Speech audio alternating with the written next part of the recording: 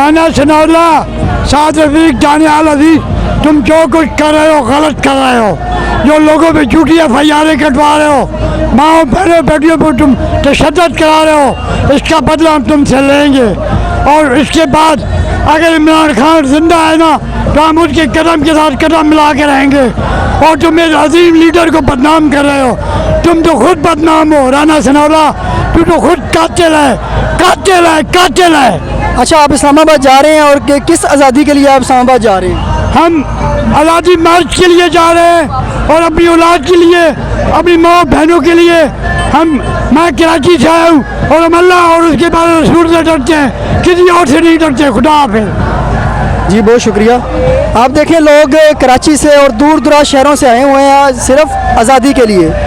इस वक्त हम मौजूद हैं लिबर्टी चौक में, जहाँ पे इमरान खान साहब का कुछ ही देर में जो है वो तशरीफ़ होगी और यहाँ से वो रवाना होंगे इस्लामाबाद के लिए।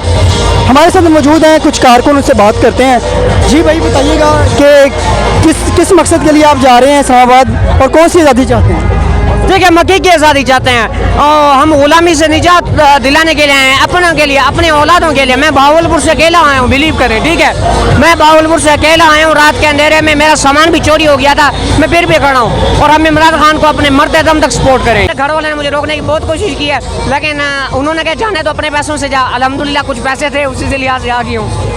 जी नाज़रीन, आपने देखा कि लोग कह रहे हैं कि हम अपनी हकीकी आज़ादी के लिए, अपने बच्चों के फ्यूचर के लिए यहाँ इस्लामाबाद की तरफ रवानगी के लिए जा रहे हैं। जी।